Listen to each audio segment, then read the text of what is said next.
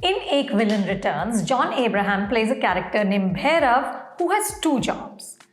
He's a driver with this Uber-like car service, and he's also a zookeeper. So when Bhairav isn't driving people around, he seems to have just one customer most of the time, Rasika. So when he's not driving Rasika around, he's feeding this large CGI tiger. And that is not the most absurd thing in this film.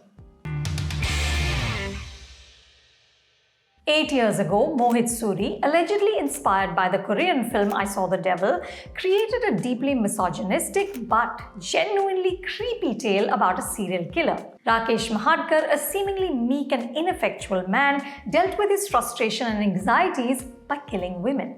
There's this line Rakesh says, "Tum sabki nikalti jaan ke saath, meri har chinta sari stress nikalti hai." Ritesh Deshmukh delivered a terrific performance as the unhinged Rakesh. Both the film and the viewers were on his side as he went around plunging screwdrivers into overtly shrill women who gave him a hard time. There was also Ankit Tiwari's chart-busting Galiyan song which propelled the film further. Mohit's gender politics haven't improved much. Ek Villain Returns looks at ek tarfa pyar, and the film seems to suggest that if women behave a certain way, they deserve to die. But this film is so relentlessly silly that taking offense feels like you're making too much of an effort.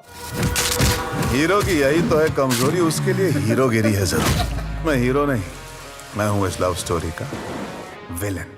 Ek Villain Returns is about the various shades of villainy.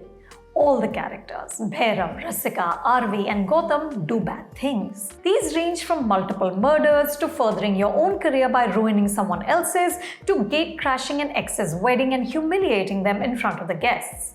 This idea of four nasty people entangled in a web of love and violence might have been intriguing if the story and the performances had some spark. But mostly the leads, John Abraham, Arjun Kapoor, Disha Patani and Sutaria, go through the motions as though the sole motivation was the paycheck at the end of the shoot. The women look lovely, the men snarl and fight. In the climax, John tears off his own shirt to show off those deadly muscles. J.D. Chakravarti also appears as a cop whose sole purpose seems to be to help explain the concept of a serial killer to viewers who might not know. And to help us remember what we're watching, characters keep saying the word villain. There are lines like, "Blockbuster jodi hai hamari, main villain, tu vamp," or "Tu hero, to main teri kahani ka villain." मैं hero हूँ तेरी कहानी का, तू hero तो मैं तेरी कहानी का villain. In one scene, Disha's character Rasika asks Bhairav, "तूने किया है कभी sex?" And John, who turns 50 next year, looks so confused and so pained that I wondered if he understood in that exact moment the futility of doing a film like this.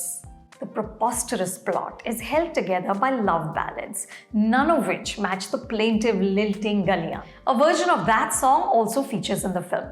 My guess is that Mohit, who's written the film with Asim Arora, was attempting a thriller that examines the dark recesses of the human heart and the uncomfortable connection between sex and violence. There are scenes here which suggest that brutality works like an aphrodisiac.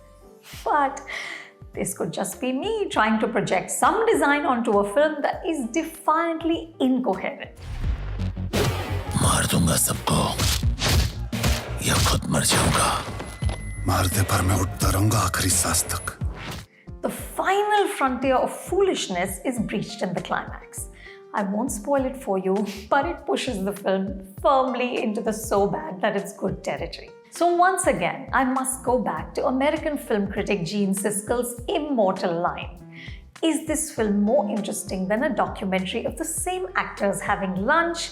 The answer is a resounding no. Would I recommend it to a friend? I would say wait for streaming and watch it as unintentional comedy. Hey everyone, we've started another YouTube channel called FC Shorts where you will get lots of entertaining, snacky content from our interviews. So do hit the subscribe button.